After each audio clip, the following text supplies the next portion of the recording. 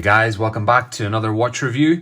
This time I've got an Aquacy Cave Diver in the little pouch here. First of all, I want to give a big shout out to the watch review group on Facebook who kindly invited me to do this watch tour, and specifically Andrew James, who was the one instrumental in me joining that group. So make sure you check out his channel, My Watch Addictions. I'll link below this video. Big thanks, and yeah, let's get on with the review. So yeah, Aquacy is a brand. Just want to give you a bit of my history with Aquacy. I actually have owned a number of the 1769 divers. Funny enough, the blue sunburst version, which was my first Aquacy, was the first watch I really kind of sought out after I decided to start building my collection again. And it's definitely one of my kind of favorites. It has a little bit of sentimental value for me. So I've owned a number of those 1769s. I've also owned and currently own the Oceaneva Deep Marine Explorer. This one is the black mother of pearl, you can see here. This is one of my favorite watches. Just love this watch, but it's part of the Aquacy brand. So what you'll notice is that whenever you get, say for instance, an Oceaneva or a 1769 diver, you get the diver's hard shell box, and the kit is identical between those two watches. With this one, the Cave Diver, they've gone a slightly different route. So you get this lovely little leather pouch which unwraps and folds out, and you've got kind of two panel access. So you get your warranty card on the right like so, and then you get the watch on a leather strap in the left. And you can see the little Aquacy brand there stamped on the leather. So I chose the mother of pearl, white mother of pearl, to do the review of. Just wanted to kind of see if it followed suit with the other mother of pearls in the Aquacy brand range.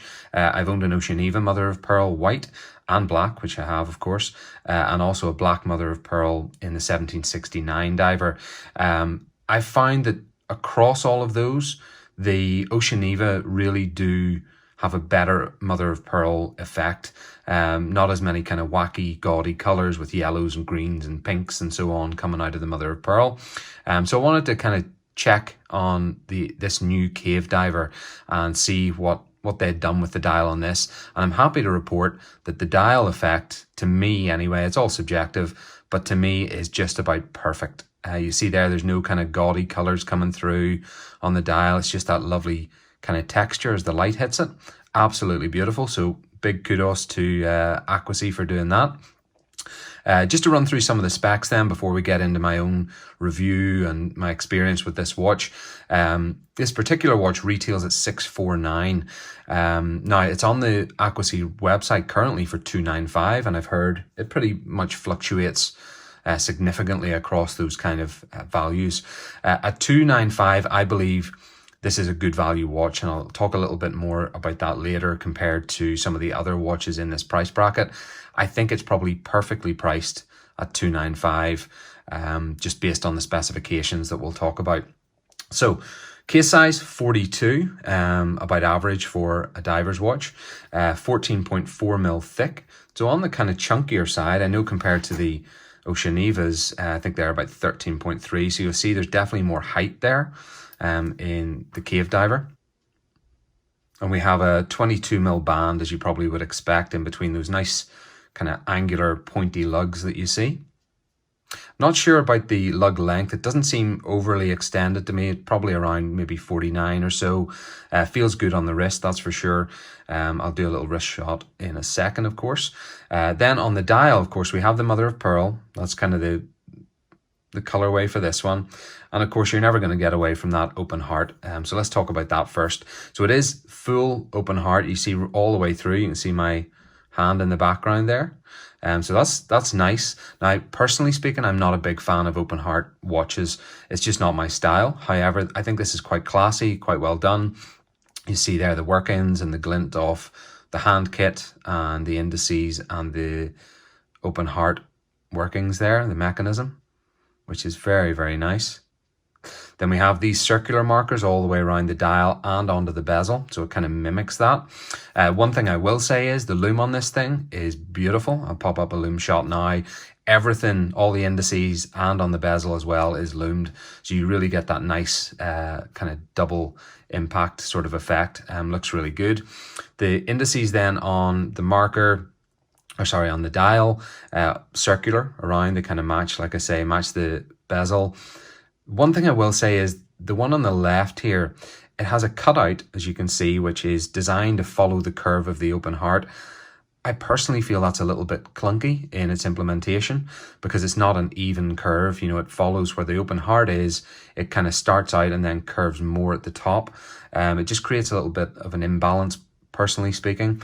It's just one thing I wanted to put out there. I know they're kind of matching the curve of the open heart, and I just feel maybe they would have been better having a more even curve there, or even keeping a flat cut off. That's just one thing to say.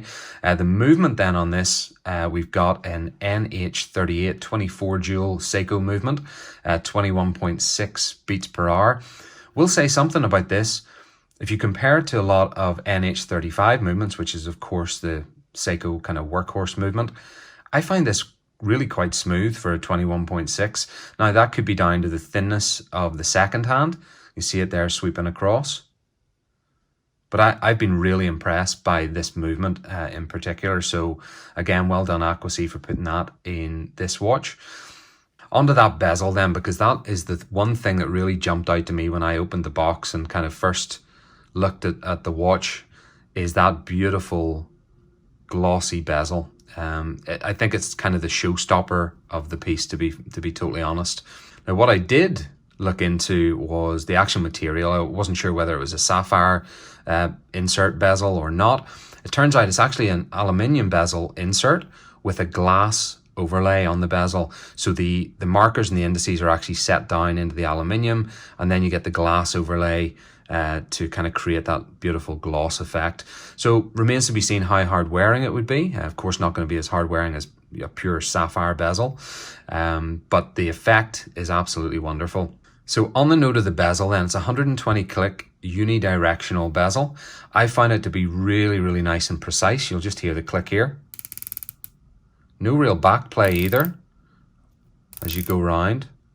Very nice and precise, very easy to turn.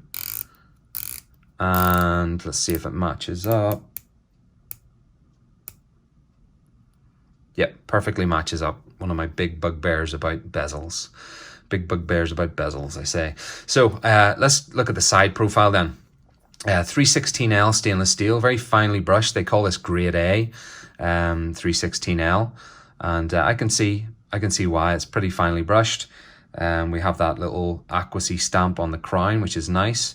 And the bezel has the nice cog effect, very easy to grip. A little bulbous at the bottom for the open display back, which I'm going to show you in a second. And then around the other side, where sometimes you may have, for instance, a helium escape valve, we've got that Aquacy stamp there in the case, which I think is actually a very nice, classy look. On the lugs then, we have a kind of two-tone or, two finish effect. We've got the brushed with the polished bevel there, which I think creates a nice sweep down to the end of the lug. And then the open case back, we'll see here. So I feel like they probably should have, with this particular central stamp, they maybe should have made that a little bit more transparent, or even removed it, maybe done it as a etching on the rotor or something like that. But like I say, just with the other markings across the case, I just don't know if this is necessary in the center. It'd be my only real complaint about the decision making on the watch, I guess. Last thing I want to mention in terms of the features is the crystal. So you'll see that lovely blue anti-reflective coating as the light glints off it. So it's actually a sapphire coated mineral crystal on this particular watch, which kind of leads me on to my next point, which is I've had questions and seen other questions online as well about comparing this particular watch at that $300 range to other similar micro brand watches, things like Helm Kuroburi's, some of the Zelos brands offerings. And honestly, I think it stacks up in terms of build quality. It's there. The Aquacy brand don't really do kind of less than great build quality. I've been really happy with the 1769s, with the Oceanevas is a big step up. And then this new Aquacy, the build quality's there, I have to say. Now, a few points on that note. Say we compare to, for instance, Ventus North Star, which I did a review about recently. Now with this one, you get a similar style of movement. You get the NH35 on this versus the NH38 on this, being the open heart. But for, you know, kind of 270 roughly price point for the Ventus, you probably get a little bit more in the build than you do in the Aquacy. For instance, you get a sapphire crystal, you get a ceramic bezel insert on most of the range. On this one, it's solid stainless steel. You don't get the open case back though, but the actual offering, the packaging and so on is very, very similar. You get a little leather insert pouch, you get basically the watch on a band, you actually get a bonus band, silicone with the Ventus, you don't get anything with the Aquacy. So kind of price point to price point, I feel like some of the materials are a little bit lacking here. If this is a $649 retail price, really you would expect a sapphire crystal on this at minimum. And then if I'm going to be nitpicky, I feel like as gorgeous as the glass bezel is, it should really be either ceramic or, to give this impact at, you know, $649 retail, maybe even a sapphire bezel insert. You know, I believe the Hemel Hydrodurance, I'm pretty sure it comes with a sapphire bezel insert to give that kind of same effect. So, you know, those would be my only points of contention to compare this to price point to price point. You know, this is selling for $295. That, you know, that would be my comparison point with some of those other micro brand watches. I certainly don't feel that this is a $649 retail watch, but certainly if it was a $349 retail and they did what Zelos do, which is basically putting it at a retail which is absolutely spot on, I feel it may garner a little bit more attention in the marketplace rather than it being a $649 watch drop to, for instance, at the moment, $295. Having said all that, I am happy with the watch. It's very well built. The stainless steel is beautiful. The impact of that bezel and the crystal and the dial is excellent. The lume is great on it. You've got the open case back, which is a nice feature. The leather on the band then, last kind of point on this, the leather on the band is quite rigid, very thick, decent quality, but quite rigid. And on that note, let's do a quick wrist check. Just wearing my Christopher Ward C60 today. Got a very long leather band, so will fit larger wrists, I feel, pretty well. And there it is on the wrist. So with those lugs, they're not overly long, but they're nice and pointy. I like that kind of look on them. Overall look is great.